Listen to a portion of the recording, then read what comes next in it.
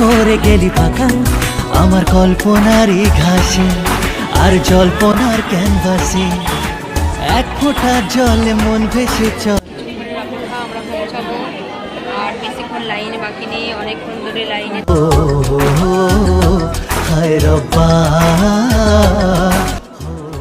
জয় মা বড় তোর পরশে আমার পরাণ পাথর গলে